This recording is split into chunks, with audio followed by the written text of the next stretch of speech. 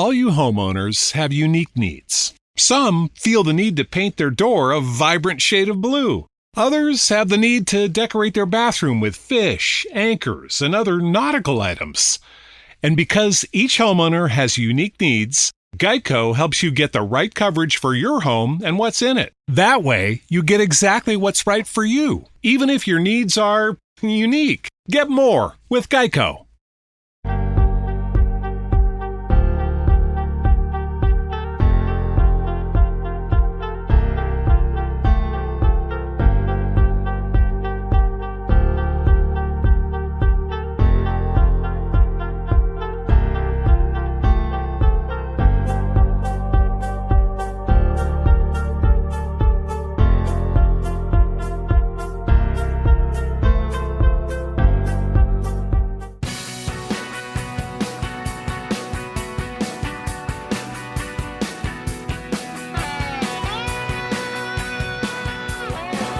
Hey, it's JD here, and I want to welcome you all to the Road to the Top 40 review and the Tragically Hip Top 40 Countdown preview. That's right, this is a two-fold fucking episode. But there's actually a third fold. Our panelists. Today on the round table, I'm joined by Dean Rainey, Kirk Lane, and Sara J. How is it going, Dean? Good, JD. How are you doing? I'm wonderful. Thanks for asking. It's a little bleak outside, but went for a walk already today. Got a coffee. It's good things. Kirk, what's up with you, buddy? Hey, man. Sun's coming up out here in beautiful sunny California. It is in the 40s. That is Fahrenheit. But yeah, had some internet issues. But other than that, glad to be with y'all. Yeah, this is going to be fun. And let's welcome our new friend, Sara J. How are you doing on this hiptastic day? I'm doing really well. Thank you so much for having me. I'm really, really excited. It's my first time meeting Kirk and Dean too. So this is going to be a lot of fun. Thanks for having me so much. Yeah, no, it is going to be fun. These roundtable episodes for my other podcasts tend to be very popular. So I'm anticipating the same for this. So here's the deal. Today, we're going to spend some time with the complete list of 169. We'll get some hot takes and feedback about that list. And then from there, we'll look forward to Monday, January 6th and get some predictions and discussions surrounding the top 40 countdown. But before we crack that nut, let's learn a little bit more about our panelists and their bona fides as Tragically Hip fans. Mr. Lane, how long have you been a fan of the hip, and what is your current, and I'll say current because this changes all the time, what is your current go-to record? Yeah. Well, my hipstery started late 90s when I was introduced to them. I am a musician, and at the time was in a band. We had just put out an album, and, we were playing around locally here in the SoCal area, but I was very into the music scene. And in my line of work, I'd had a few Canadian friends. And, you start having a music discussion, and they introduced the Tragically Hip, and I'd never heard of them before, but thought probably the coolest name I've ever heard of for a band. So, back then you don't just pick up your phone and start listening. Like you gotta actually get the CDs. And, fortunately at the time, I had spent a little bit of time up in Canada working up there. And so got a pretty heavy dosage, which I think really, solidified my love. And then luckily got to see him quite a bit down here in Southern California, and also up at Fillmore West in San Francisco, which was a magical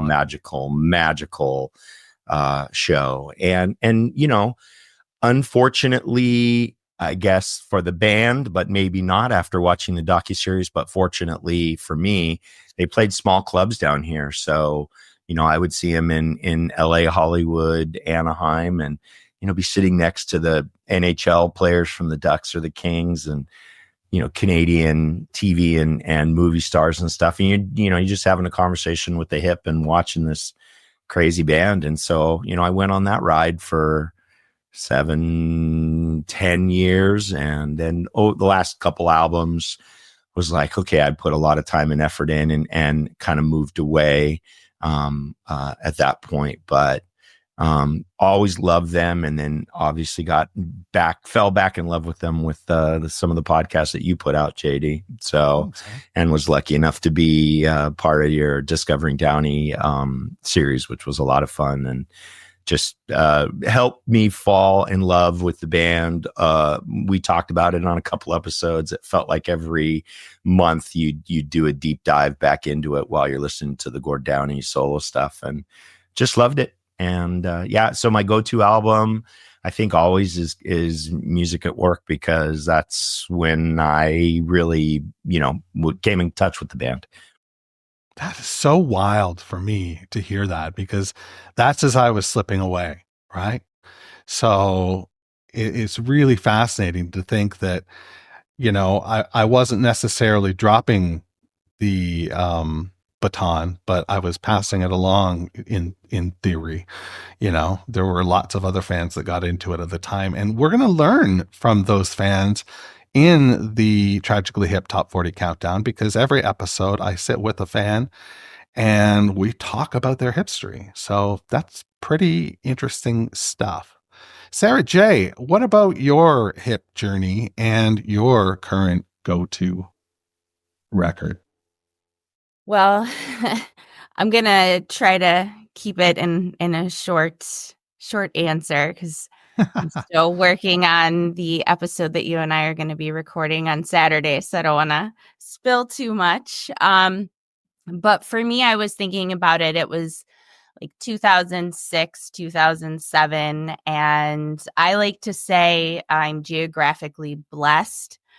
I lived in Buffalo since 1998, but my mom was born and raised here. So even though I was born and raised in North Carolina, we always came to visit Buffalo, and there were always those really deep roots here. So that's what I like to always say is, being from Buffalo really, really helped all of that happen for me.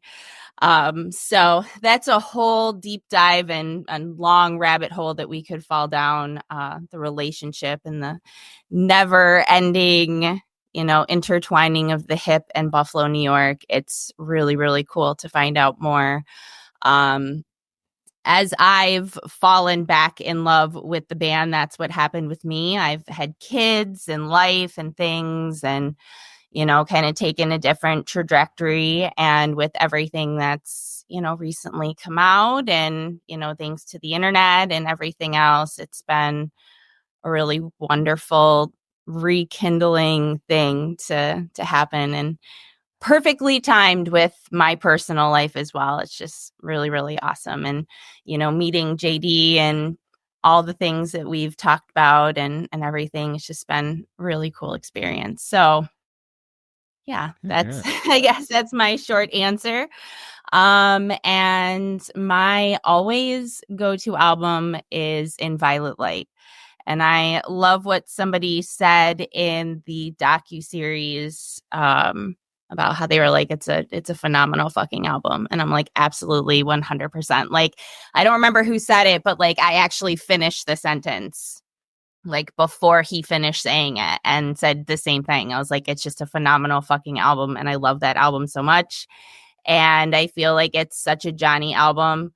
It's just my favorite. I think it was Billy Ray, right, that said it? I think it was. Pretty sure it was Billy Ray that said it. Phenomenal fucking album. It really, really is. So it totally is. And there's a fun little Easter egg on the interview that we did with Johnny Faye, where we're encouraging him to reissue full of Music at Work, and he sort of cringes and he's like, no, I don't want to do that. But I'll tell you what I have been listening to.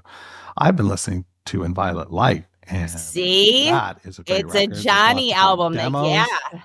So my hunch is that's the next one we see reissue. Such a good album. It's my favorite. Mr. Dean Rainey, how about you? What is your hipstery and your relationship with the band and your current go-to record? So I first heard about the hip, I gotta think 1990, maybe 91. A certain friend of mine named JD kept going on and on about this band that I had to hear, and I didn't pay much attention to it. And then I remember we were at a festival, Pumpkin Fest or something like that, and New Orleans is Thinking came on, and you're like, that's that band that I was telling you about. And I was like, okay, well, this is all right. Because what was I, 15 at the time, 16? It was like very bluesy. I was like, I don't know if I'm really into this.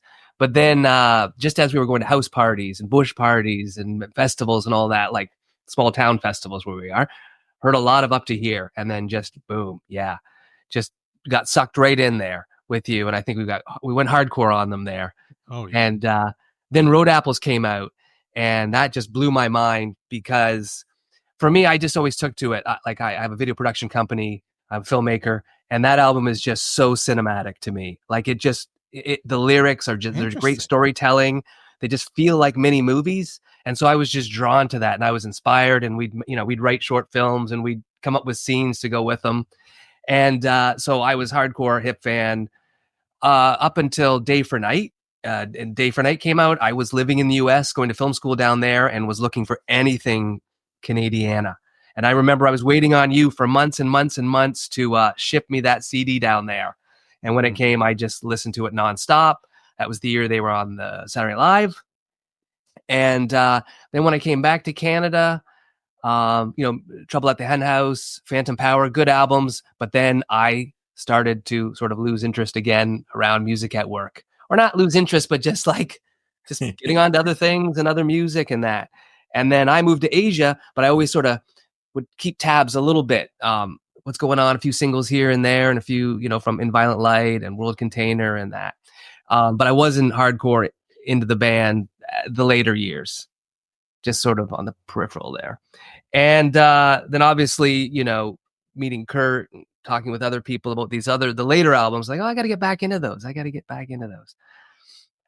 For me, my top album go-to, I don't know, when I think of a go-to album, I'm thinking like, it's very rare that I put on a full album anymore. So I'm like, am I doing some work around the house? Okay, what do I want to do drywalling to or something like that? So for me, it's any of those first 4 full-length albums, Up to Here, Road Apples, Fully Completely, Day for Night. Can't go wrong. End to end. You can't not go wrong with any of those records. No, absolutely.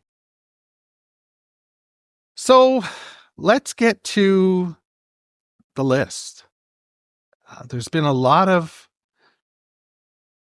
grumbling in the later stages of the list, and as we've gotten to the earlier stages in the 50s and 40s, it seems to me that we're getting the real big surprises. Like, oh, this didn't get enough points to, crack the actual top 40.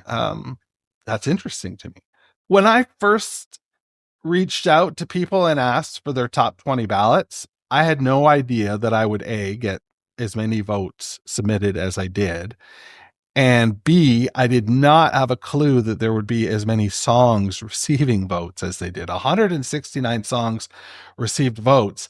I don't know how big the catalog is, but I don't think it's over 200. And if it is 200, that means 85% of their songs received a vote. That's a testament to this band, wouldn't you say, Kirk? Absolutely. To me, that has been my biggest, I guess, because we've had some up and down emotions talking about the relationship with the band. And even as Dean mentioned, like, there's that kind of first part and there's this big core group of people. And then I came in kind of that late 90s, early 2000s. And then I even had my drop off period, the last 3 albums. Right. And then this list starts coming out and you start dropping these 5 songs and every couple of days. And I'm just like, I got songs that are in my top 20 that are in like 150. And then, at first you get that territorial, like, you guys are, well, no, they're not wrong. Like, that's the beauty of this band. And then hot take, 200 plus recorded songs. And that doesn't even scratch the surface of the live recordings. And if you ever saw the band live, it's like, I mean, I'm a big Grateful Dead fan, right? Their albums weren't great. Some of them were, but their albums weren't great. They were about their live presence, 2,000, 2,500 gigs, and they never played the same set list twice. And the Hips, very similar, a new set list every night. And it was such a testament to me after I went through all the emotions, and I went through emotions, and I'm going to go through emotions today too, because you fall in love with these songs. Like some of these songs were when my child was born, and I tie it to that. So the song becomes emotionally connected, right? So to me, the variety, it caused me angst, but then in the same breath, it caused me like maybe they didn't get that exposure down here in the States that they should have. And the docuseries, I think, really covered that pretty well. I still wanted it to happen because I did want them to be living here in Southern California, in Malibu and in Beverly Hills. And I want them to be, big time stars because their music deserved it. And this, to me, this whole project, JD, is a testament to that you're going to get a song from all 13 plus recorded, albums, that you're going to get them from all through the catalog at various points here. So just, every time you think there's how could I love this band anymore kind of feeling, after having a 25-year relationship with them. And here I am falling in love with them a different way. And now going and spending time with the catalogs that I didn't necessarily spend time with when I could have. And there's a bit of regret in that regard, but in the same breath, I had a great run with with the time with the band. So yeah, my hot take and just absolute love is the variety. Excellent. All right. Yeah. The variety is the spice of life. So, it's important to keep that music well seasoned. So that's how I feel about it. It's surprising. I will admit, I just looked at it yesterday because I submitted my 20 to you yesterday, right. Monday. Yeah. Monday it was. Yeah. I had to work on a top 20. So I just sent that to JD on Monday. And so I didn't want to look at this list until I had finished mine. I didn't want to feel any kind of emotion, kind of along with what Kirk was saying. I didn't want to get any kind of emotional feels or whatever just by reading the list. So I was like, I'm not looking at it until I finish my top 20. And then as soon as I submitted it, I went and looked, and my number one song ranked at 118. So I understand completely wow. what you're talking about. Half of my top 20 is in this 41 to 169. So I'm like, okay, that's interesting. I don't know what that says about me, first of all. And it's just, it's interesting. I want to marinate on that some more. And it's interesting what the fans and the community feels, like you said, the relationship to the songs. And it's interesting. It's very interesting. Yeah, agreed. Dean, you can be pretty spicy at times. What is your hot take? Well, I don't know what to do with this list. It's ridiculous because I think you could give me any list in any order and I would pretty much sign off on it. But yeah, you got a point. I think so. Except that I'm a Werewolf Baby just ranked pretty high for me. Yes. And I'm just really shocked by that there is not a collective thought on that song, that somebody out there thinks that's a kicker. So yeah, but it's something I just can't believe. I don't know how many bands could you do this where there is just quantity and quality together. Like I just can't believe song after song. I'm like, it's really hard. It's futile to even try to rank them, I think, but I understand the exercise because we got to have something. Content is king, my friend. Coconut Cream didn't even make the list. That's interesting. That was an interesting one for me because I thought, ooh, Butts Wigglin' is here, but I understand Butts Wigglin's on a soundtrack, so it's got some, credibility, I guess, there. But I just thought, whoa, Coconut Cream's didn't even on there, and there's other songs that I would just swap out. I don't have Ahead by a Century in my top 20. Like, and I really love that song on a bunch of different levels. And then I went through and I looked at my top 20 and I went, no, maybe it shouldn't be in the top 20 for me. It's a brilliant friggin' song. It's brilliant. And of course, there's a reason why they played it that, as their last song, but it didn't make my top 20.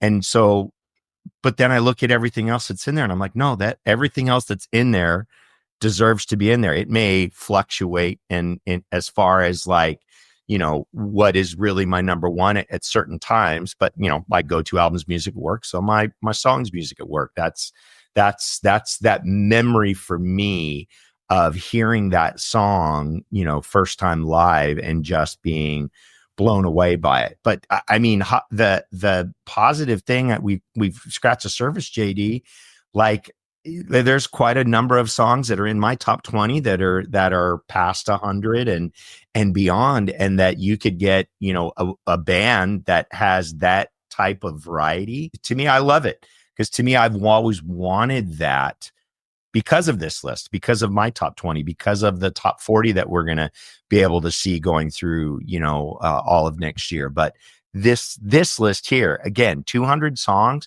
169 represented here, in the list that we're looking at, and almost every single album is touched along the way. And there are songs that people are just tearing their hair out going, are you kidding me? That's 110, that's 118. I know. Like I've been looking for a couple of mine in the other lists, and I'm like, I guess part of me is like, okay, I've got a good mix of those first 4 or 5 albums. Obviously mine's represented a lot by that time that I spent with them. Sure. But now I'm excited too. Like I said, like now I get to go through those last 3 albums. And even though I listen to them, I don't have the relationship with them like I do the others. Well, now I have a great reason to.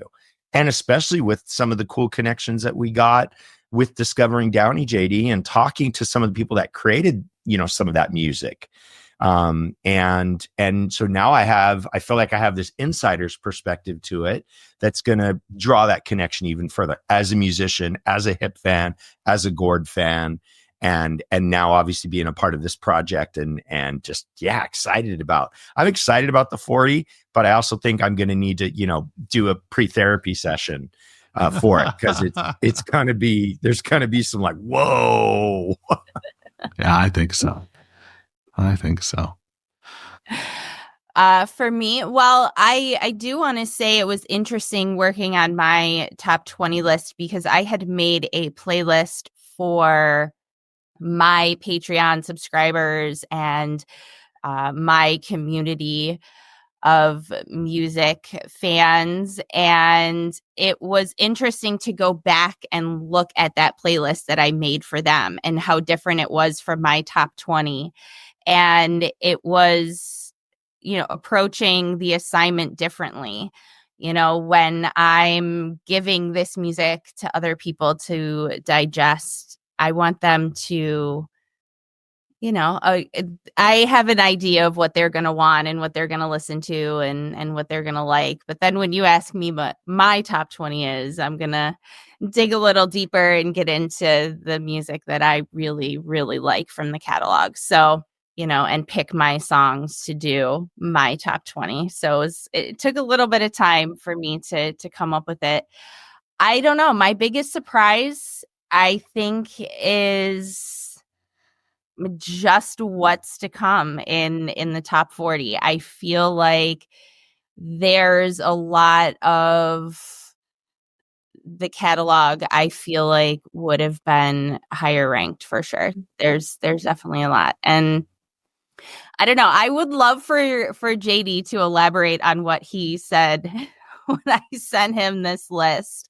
I can't remember exactly what you said. Surprising and varied. Is that the other word that you used? It is the other word I used. Okay. Surprising and varied. Well, right off the bat, you've got All Tore Up as your number one, which, like you said, I think it was 114 on the list.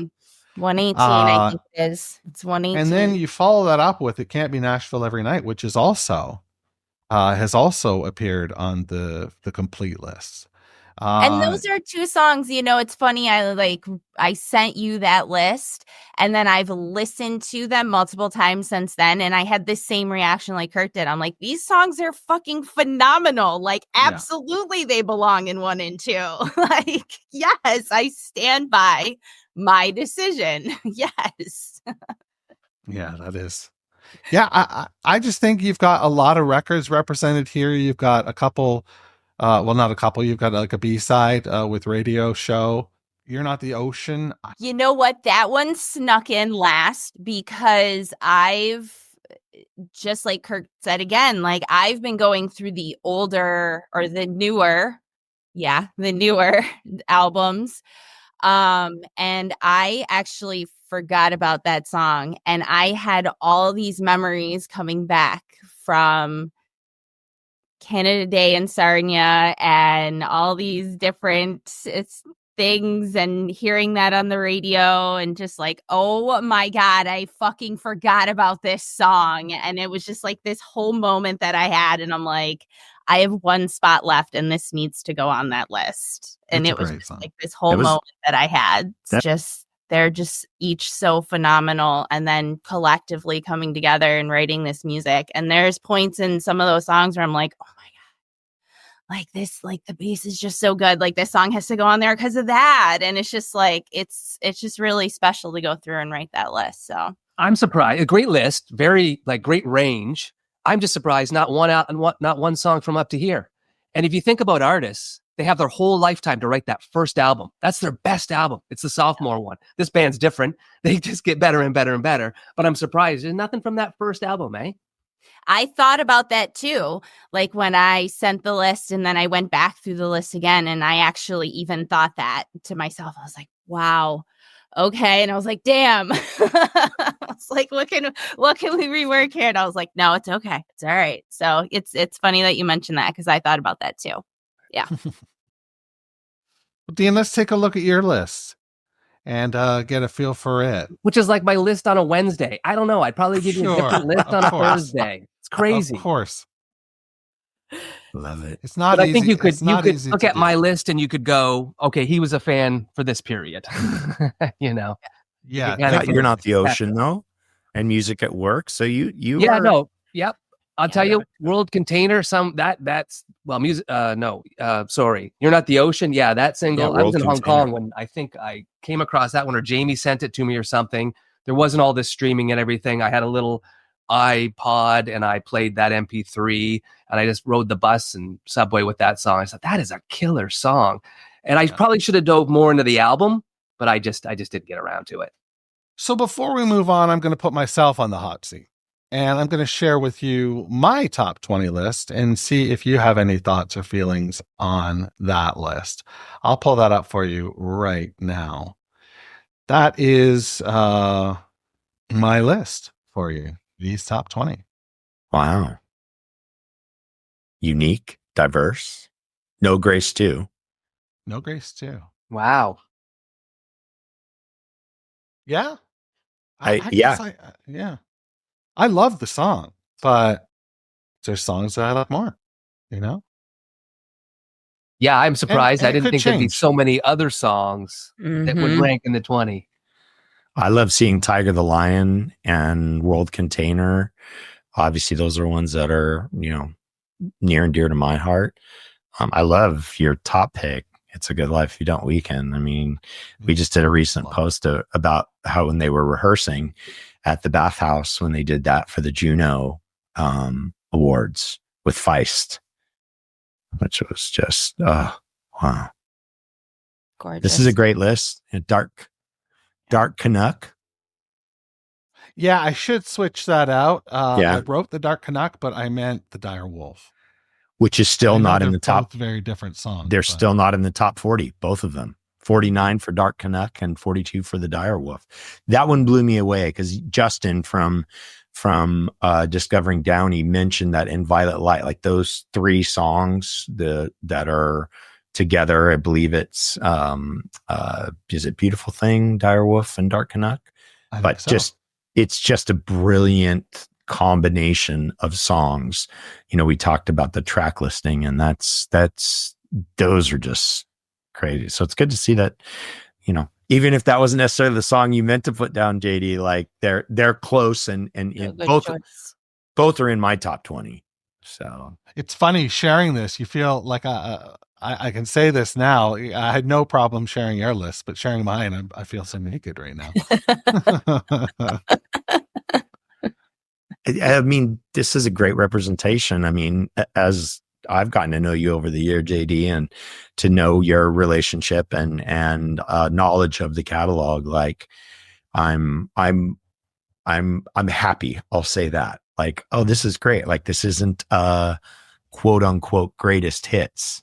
Like, you could tell you're a fan. I'll say that. You can tell you're a fan. Yeah, it's true to how I've known JD a long time, and it's true to how I see him, get into music in that list. It is not all just hit singles. Cool. Yeah. I mean, cool to think though of, however many people turned in a list, like everyone's going to be representative of their relationship. And I think the list that we have been talking about, the 169 through 41 and the variety that I keep talking about, I think we'll see it in the top 40. I mean, I think it'll be heavy from the first 3 to 4 albums, but we should get some representation from some of the other stuff in there too.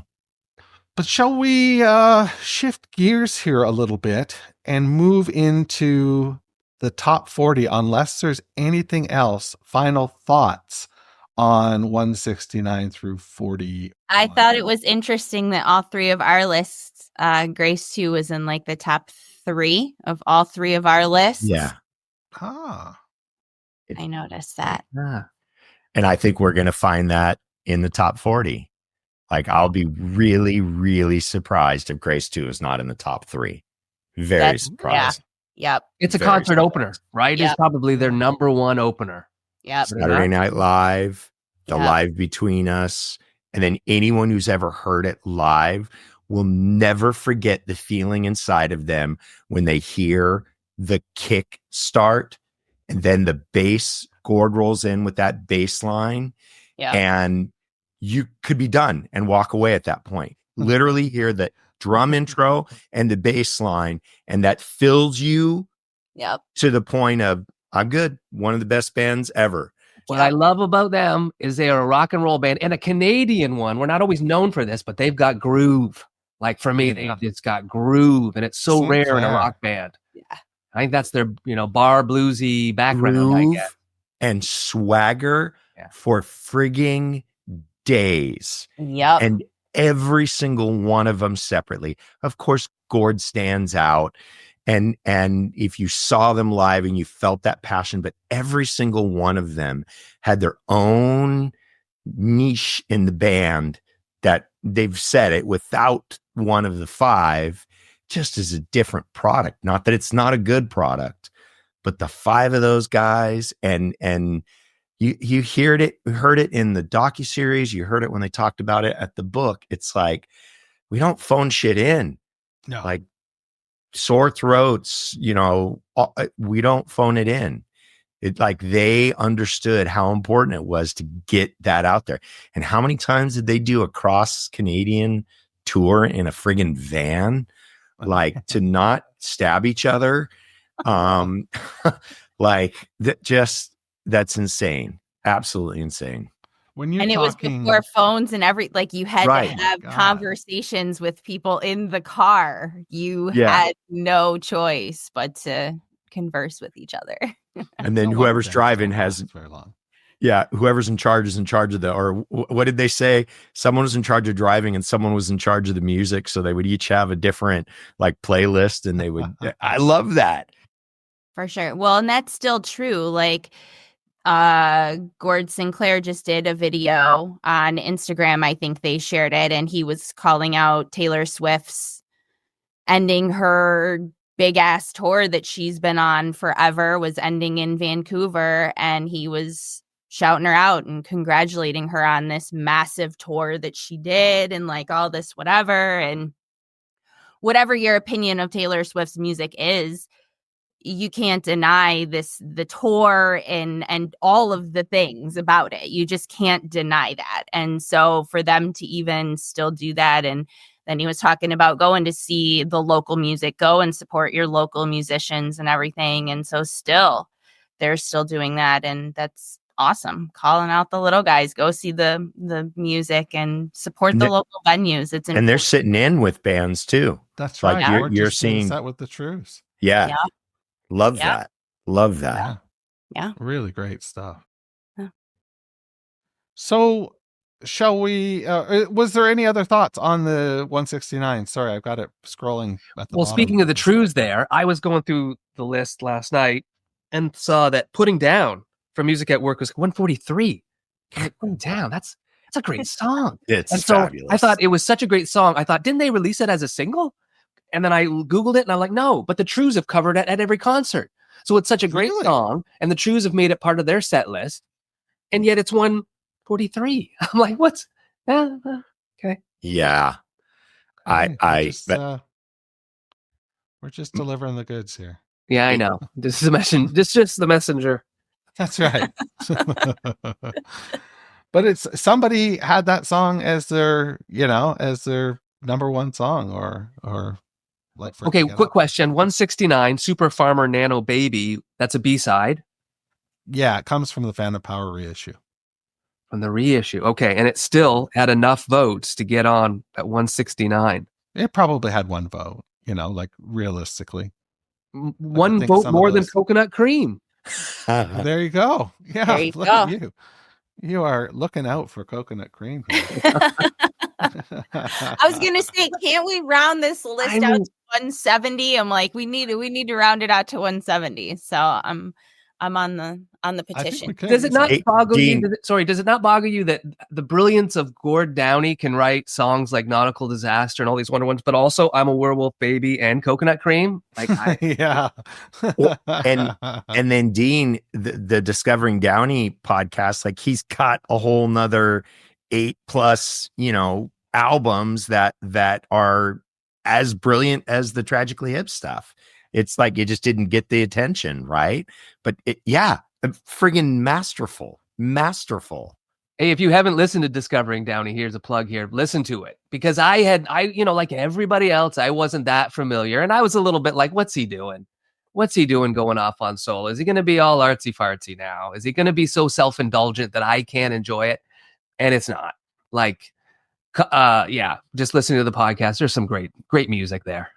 Amazing. Yeah. They address it too in the docuseries and in the book discussion, just like how that was impactful on the band. So good stuff. Good stuff.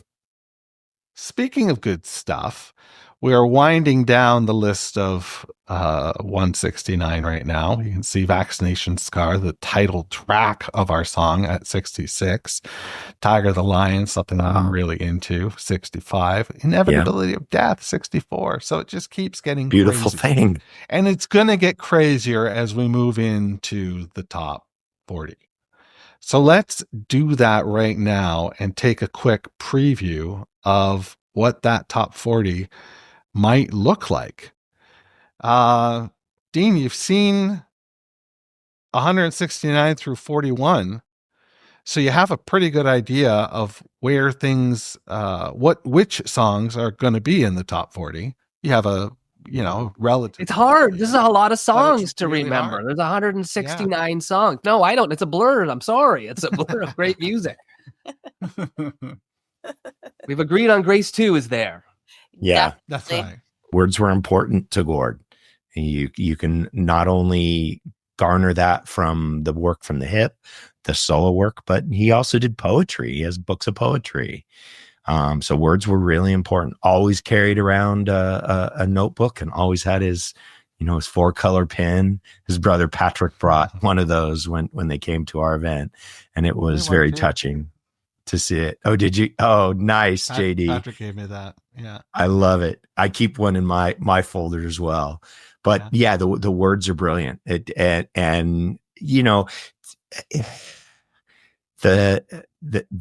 legacy, I guess, is that here we are. After the band hasn't played live in all these years, and we're still having this passionate discussion and rediscovering and I hope like heck that the boys are benefiting from all that. Honestly, like I'm being selfish. Like I really hope they're paying for their kids' college and then some. Particularly because they're Canadian, and it is just such a small market up here. And then, it's just it's a real working class musician's life, I feel, because you just don't get those big signing bonuses and all that. Well, your money comes from touring and merch. Yeah. I mean, anymore, unless you're getting the billion downloads, you're not getting much money from the streaming services or YouTubes or any of those. Here's a question then. Have they ever licensed a song for a commercial? That's a huge payday. Yes. Canadian Tire. Canadian Tire? Yeah. Head by Century, right? Head by Century. And Scotiabank did Head by Century as well. Yeah. And they were also in Anne of Green Gables, right? Men with Brooms. Yeah. So yeah, those are things that will bring. Unfortunately, they're all Canadian companies, so they are not big. They're all Canadian companies, though. Yeah, like that's not. It's not like the Black Keys where they, we're going to use 30 seconds of this song and you're going to get $5 million. Exactly. You need something, somebody here, but that kind of takes away from everything then. It's going to be really interesting to see if some American company, like, I would be like, no, it wouldn't feel right. And so I'm okay with that. Like it's okay. Donald Trump wanted to use Fight. I do know that.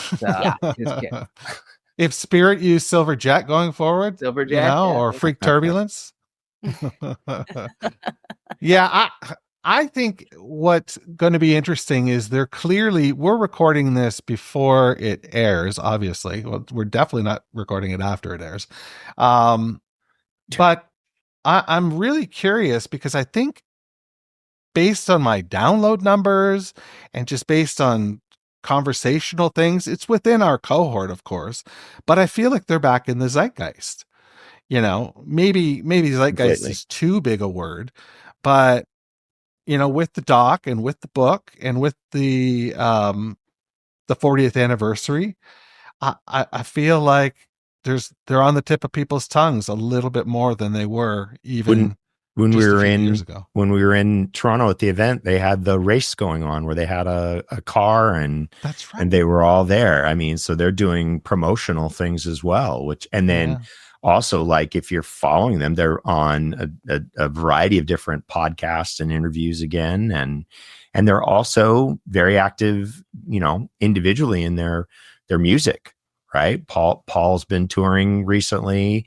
Johnny's got new stuff coming out. So, you've got some new music that's available too. And what a perfect time while you've got that attention to say, yeah, please, we love that you're listening to the Hip but check out Strippers Union or check out, Paul's band and enjoy that.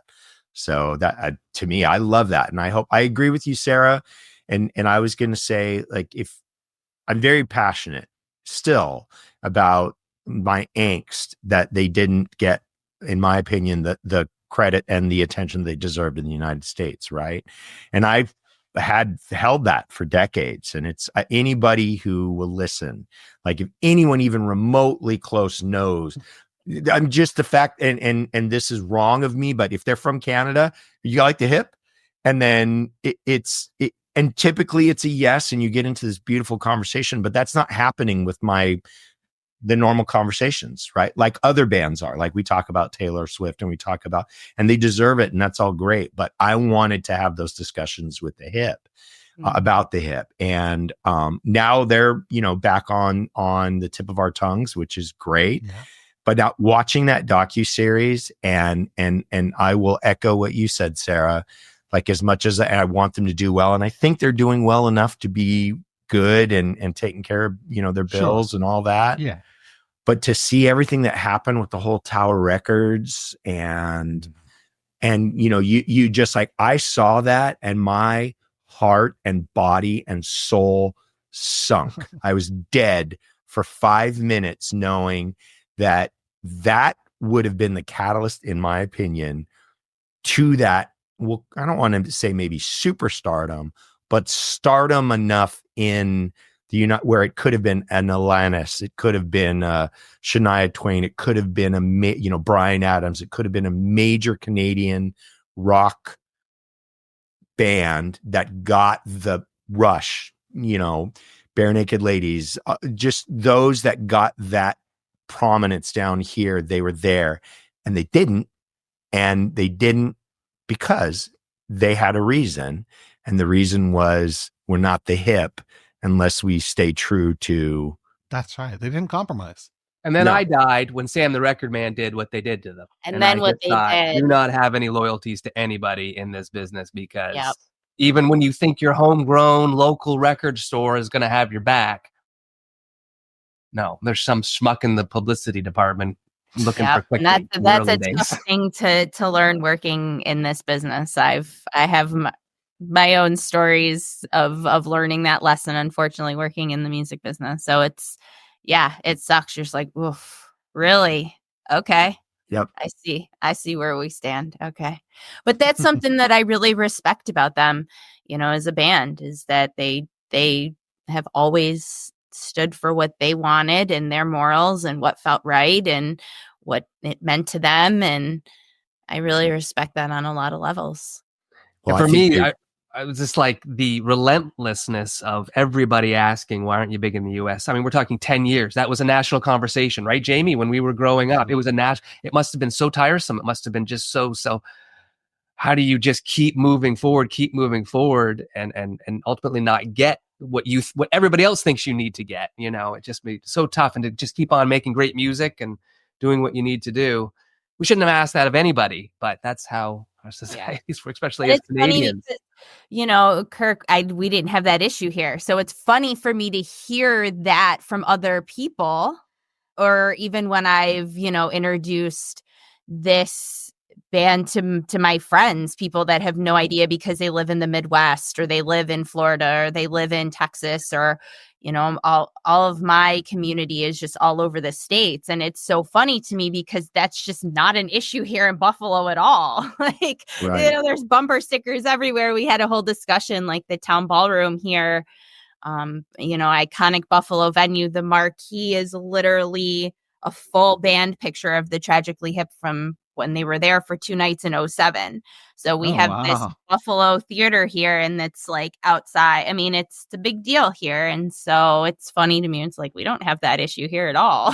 See, our rock stars aren't the same. Like, in the rock journalism, you could write about Ozzy biting the head off bats, or all these rock stars doing all these crazy things, or whatever. And so the hip never did much. So what are you going to talk about? Why aren't they big in the US? You got to have some kind of gossip or something. It just felt like, because it really wasn't all of us. I mean, we would be cheering, right? We'd be thinking, okay, maybe this will be it. Maybe this will be it. You want a little bit of validation next to the biggest cultural elephant in the room. But it was really the media, really, that just kept this conversation going and going and going. Yeah. And it's funny because you look at the places they played in the US, like the 930 Club in Washington, D.C., and I forget where they played in New York, but they played Fillmore in San Francisco. Yeah. They're all venues that, like, touring bands play. Like, well, somebody said that in the docuseries too. They had touched on that, where it was like, yeah, but if you look at the clubs that they were playing, like, they were clubs that you wanted to fucking play. Yeah, exactly. It was the places that bands wanted to go and play music. So what are you talking about?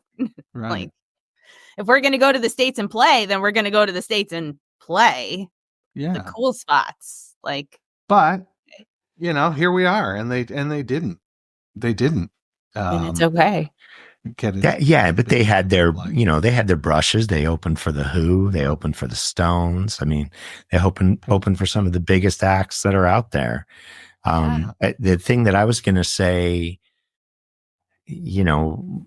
they just cared so much about the music and their fans. Like, and I think that's almost another reason why they didn't get that widespread is like Dean said, like, they didn't have that controversial thing. Like, they're you and I.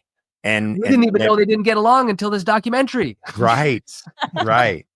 But they also had respect enough for the music and for the fans to not make it about them and any of their internal squabbles, where so many bands go, oh, that's our key, right? This guy hates this guy, but we still play together. And so let's just live off the tension. And, maybe that makes the music better or not, but the Hip are always the Hip, and they'll always be the Hip. And I agree with Sara, and I agree with Dean. Like, yeah, maybe if they had something that was controversial, but then they wouldn't be the Hip anymore. And we wouldn't be talking like we're talking with the reverence that we have. We're probably to blame ourselves for them not making it big, because the one time I saw them when I was in film school in Orlando, they played the Sapphire Supper Club, 200 people. I'm ecstatic. I get tickets. I go. It's all Canadians. Yeah. Small club, big flags, all this. And it's like, yep. Shoot, we maybe should open the door and made some, what do they call it? Make some space for Americans to get in and see the band. Like, because, and I was really shocked. I thought, there's only 200 of us here. Maybe the band will come out and greet us Canadians. No, they weren't really interested. They just kind of wanted to do their gig. They did a great show, but then there was nothing to be won or lost by not coming out to see us. And they did. And I just thought, I was like, oh yeah, maybe we were taking up some space here.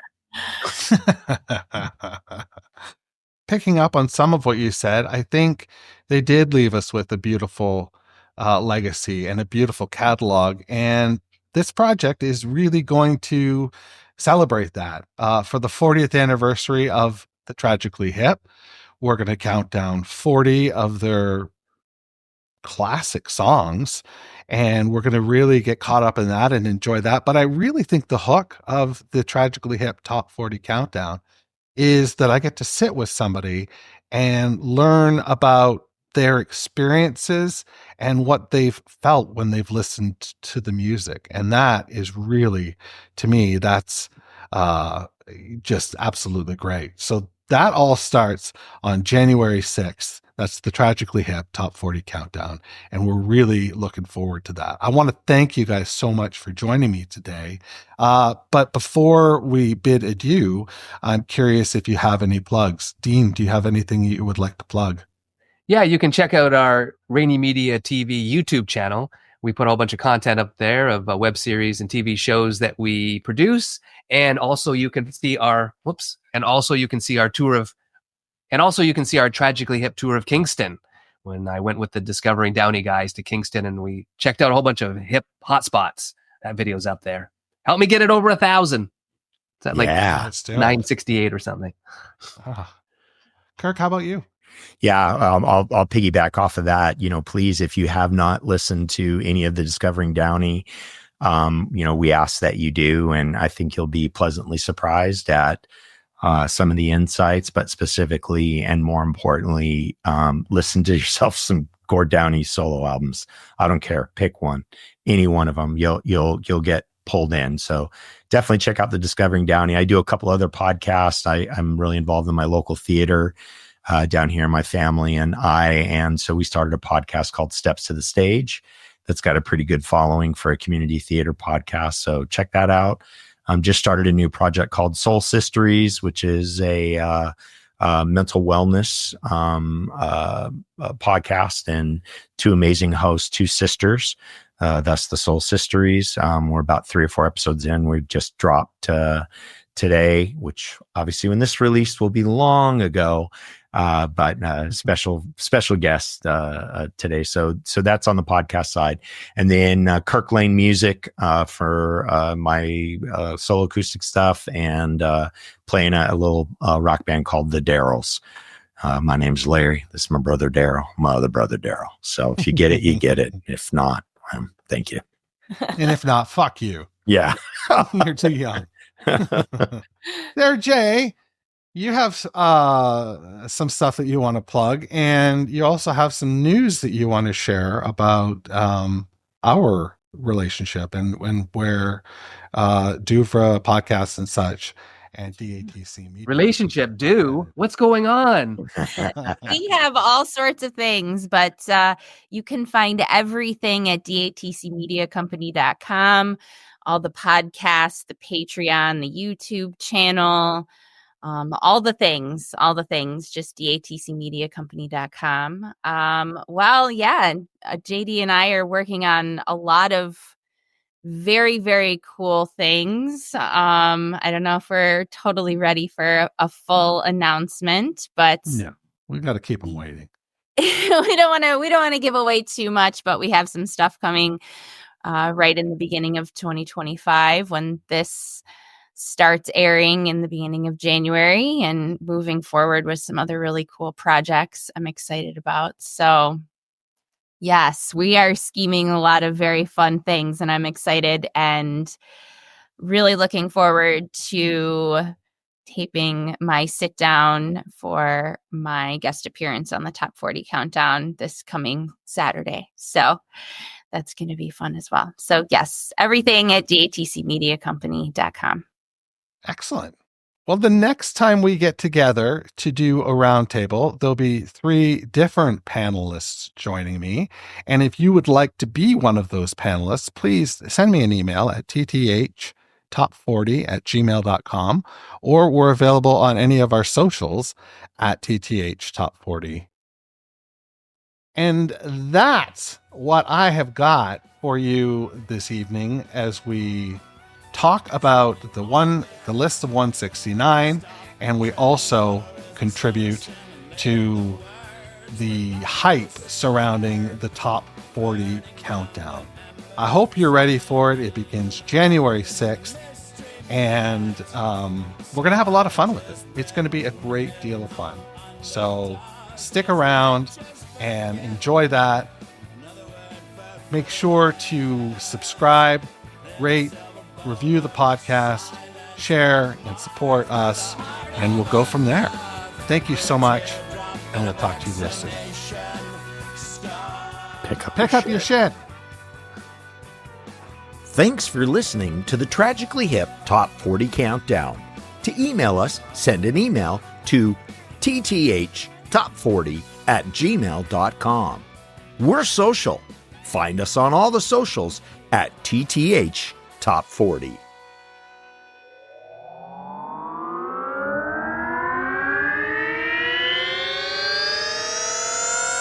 To podcasts and such.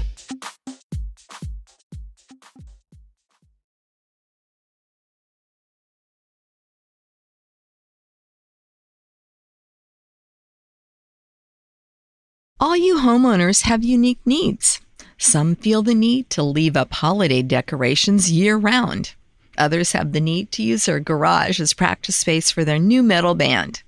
And because each homeowner has unique needs, Geico helps you get the right coverage for your home and what's in it.